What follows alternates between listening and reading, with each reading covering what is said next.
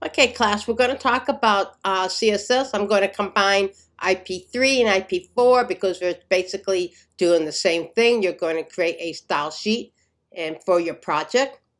So I'm going to talk a little bit in more detail what is CSS.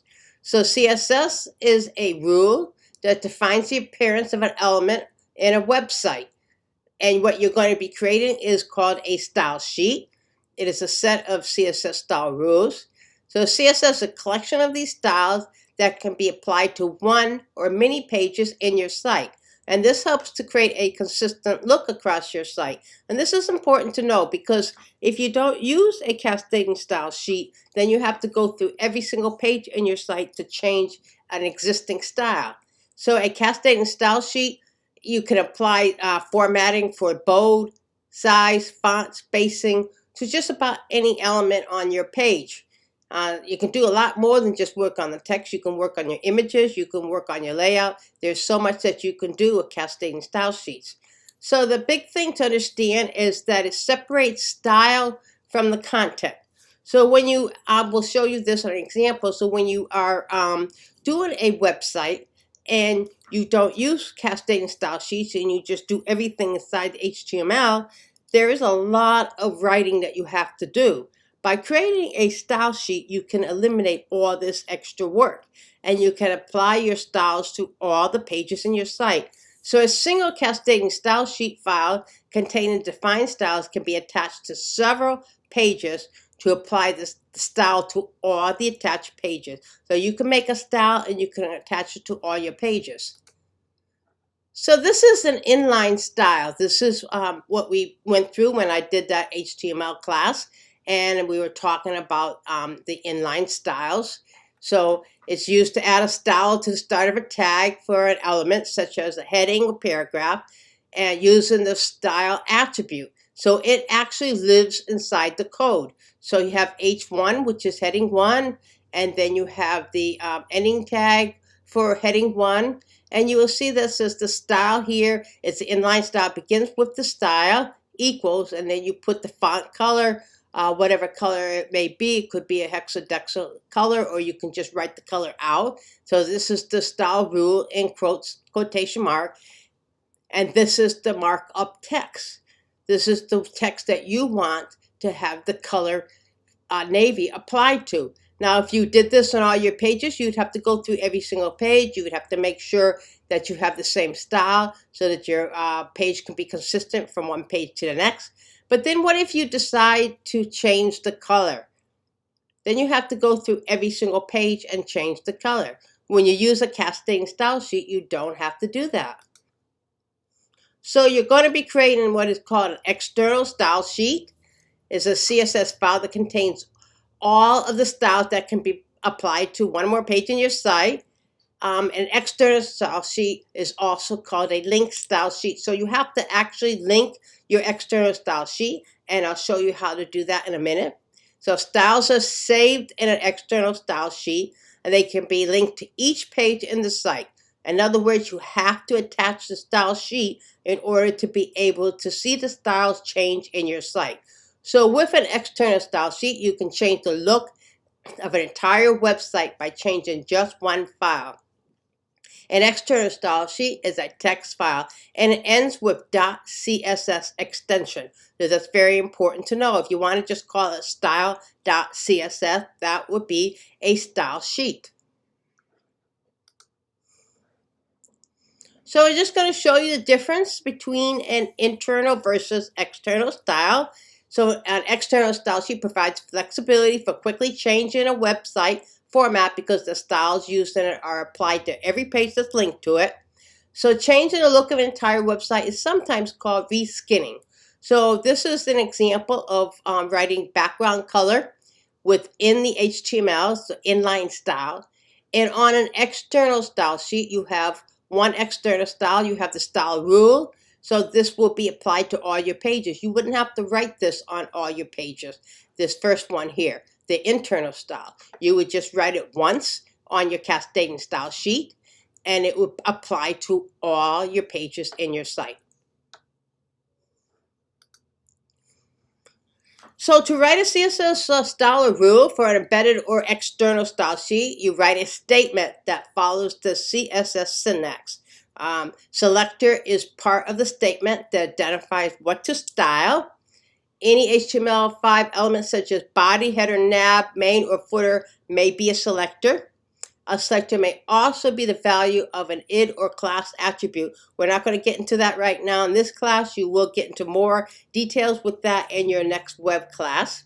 So declaration defines the exact formatting of the style. It consists of a property and a value, and it's separated by a colon followed by a semicolon. So let me show you right here.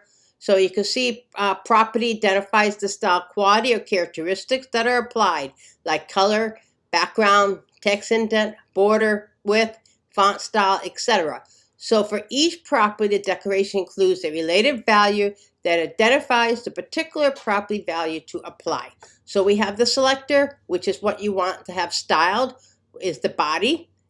So you have your opening bracket here. You have to make sure you have your brackets and a closing bracket.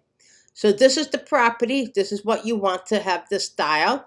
You want the background color, and you have to have a colon. You have to write it exactly correct.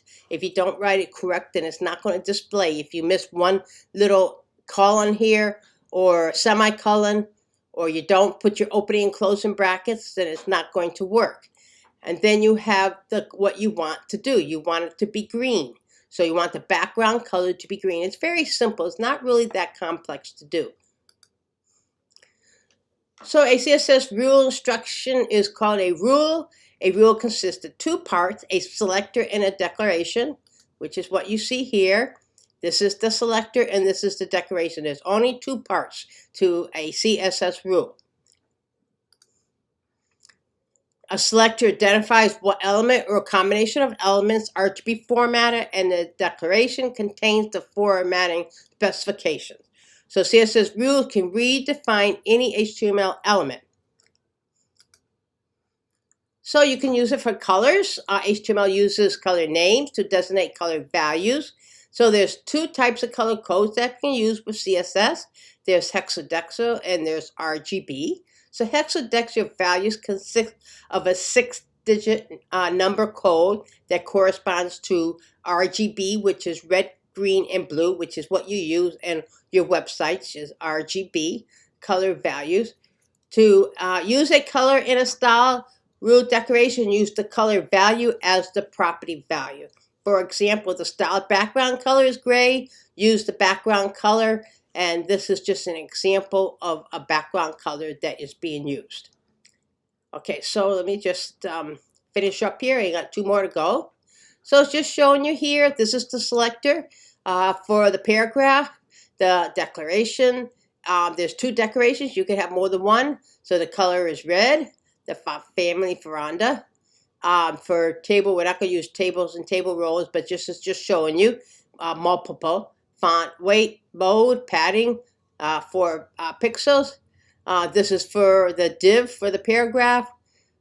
This is for I'm not sure what CTR means, but the text align, center line, and the HDR for the background color, black and white. So this is a class style.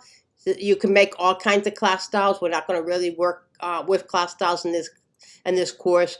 And you can name your class style anything, and this happens to be called point CTR, which is an abbreviation for something that means something to the designer. And then an ID is HDR, which means something to the designer as well. When you create class and styles and ID styles, you can name them anything you want, but we won't be getting involved in that for this class until you start working with your next class. So this is just a very simple example. You have to, when you create your style sheet, you have to put this inside your project, and I'm going to show you how to do that. And this is just an example of some little styles for the body. This is a body color, and then the font family. And I forgot the little some semicolon here. If you don't remember to put everything in, it's not going to work. Line length, font size, and point. You can do it whatever you want. I like to use points. Some people like to use pixels. Some people like to use percents, or some people like to use M's. It's whatever you're used to. So let's just start it and take a look at the project that we've been working on. Remember, I have 3 pages here. Let's see, I need to open up one more here. Let's see. I have friends, play, and I need to open up index.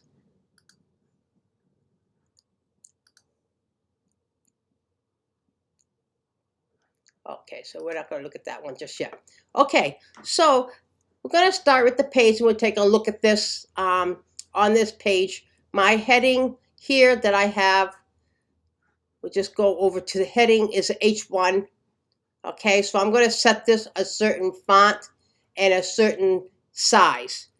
And then for my navigation, I decided to change this from H2 and make it H3 because I don't want it to be as big as my my minor heading here.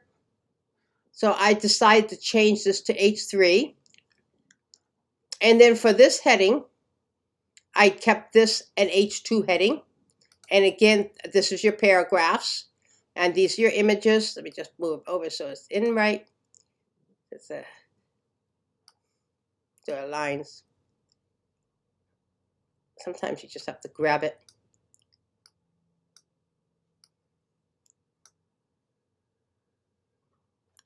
Just give me a minute here. Try to get the image back in here.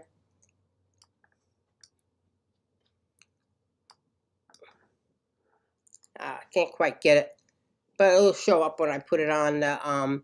When I put it on as a site.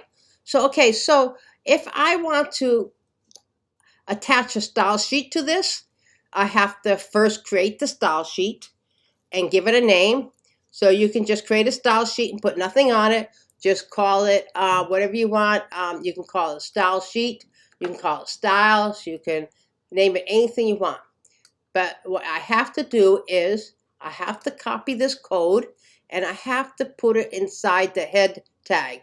So you can put it right here, right after it says head, and just place it in. Now this is given to you from the school. I don't know why it's saying that.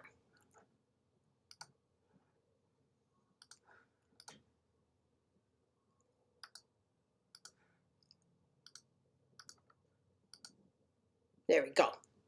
Okay, so now I have my style in here, and it's attached to the style sheet. But for some reason, it's not working. I'm not sure. Let me just check and see what's going on with this one. Right, this one is already in, and it's working. I'm not sure what happened to, let's go back to this page. Aha, there you see why it's not working. It's because it didn't copy completely everything. So you have to have the tags, the opening tag and the closing tag. So a lot of these things, it doesn't take very much. Now, there you go. So now it's going to work. Okay. So I'm going to file and save. And then I'm going to do the same thing with my friends. I'm going to put this in the head tag. Now you got to make sure that you have the opening tag and the closing tag. Okay, and I'm going to file and save. Let's just take a look at my style sheet. Okay, so for the style sheet, I want my body to have this background color that I chose, and you can see this in my file. It's like it's almost like a little, has a little bit of red, like a gray red, just so that it kind of blends in with the file. And you have your brackets. You have to make sure that you write everything correct. And for the P tag, for the paragraph tag, I wanted to give a line length because I wanted to have some space in between the text so that it won't be right on top of each other. And then I decided I want to use the font Arial, and the font size, I put 16 points. Now I chose for H1, which is the major heading, red color. The font family, I'm going to stay with Arial. And I'm going to make this font size larger. I'm going to make it 42 points and have opening, closing brackets. And I'll go to my file, and you can see the first heading. And this is what it looks like with having the sheet attached. For H2, I'm going to keep with the color red, open tag and closing tag. Remember, the tag come after the image, the whatever you want to have identified. And this is H2. So we have opening and closing brackets. And we want this red and use Arial. And a font size, I chose 28 points. Now I wanted the navigation to be a little smaller. So I'm staying with the Arial family because it's a lot easier to read sans serif fonts online. And I decided to make this one 21 points. So it's a little smaller than H2. So it makes it a little more distinct. And the footer, I'm going to keep it as the same font family and font size as 12 points. Now, I also wanted to get rid of that decoration that comes underneath my navigational bar. So in order to do this, I have to use the A tag, which identifies a link. And you have to put in text decoration none, the open and closing tag. But then you also have to follow this with the navigational nav bar, the ULLIA Hoover, and then the color and the background color. So let's just take a look and see how this looks in the file. And you can see when I click on this, turns red. And our friend Aiden, this is my major heading, my minor heading. Navigational bar is a little smaller. The image is down here. And then my footer here. So I'm just going to file and save these. This one's saved. Make sure they're all saved. And make sure that you have this done correctly, that you don't miss anything in the link here. Now you have to have the page made, and you can make all your styles, put all your styles on your page before you link it to your site. So again, it's not really that difficult to do this. Remember, when you're doing this, that just go back over it.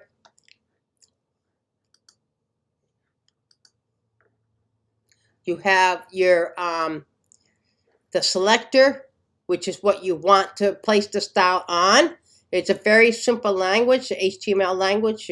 That's why you should keep your language very simple in your website. Your opening brace, closing brace tag, then your property, which is the background color, followed by the column, your value, followed by a semicolon. Whole thing is called the declaration. This is selector, and this is the declaration. And this is what we have here. We have the selector, for example, it's H2, and this is all the declaration. There's 3 of them for this one font. Now, you only have to do 4 of these. You can experiment with this and do as many as you like. So, like I said, the more you do in this class, let's just see how this opens up. Okay, so we go to Friends, Play. It takes a little bit for the movie to load in. Home. So I like what I have. For my 3 pages, you have to make sure that all your pages link back and forth correctly together. And this is where you check and make sure that nothing is different on one page to another. Okay? So you have to check very carefully as you're working on your project. And you can, when your IP5 project is just going through and fine tuning, some students have liked to put extra pages in. Some students like to place these in divs. You know, everybody has different ways of doing this. It's really totally up to you. I'm going to show you some examples here, if you like, of what other students have done.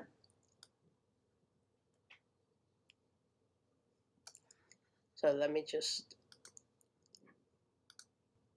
Okay, so just show you some examples of what some of your fellow classmates have done.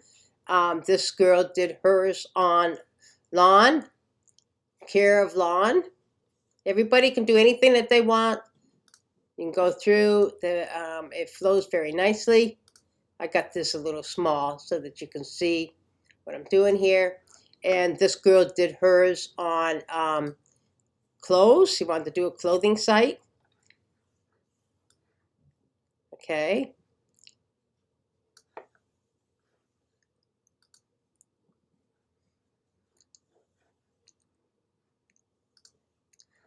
This one did hers on ghost hosts. It's a podcast.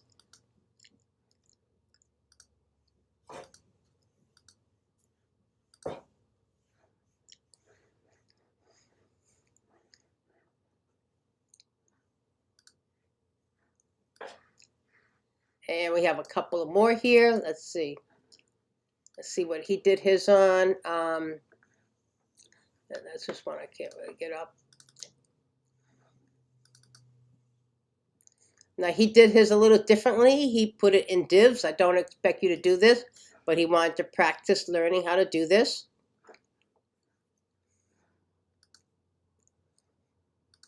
Like I said, everybody does it a little differently.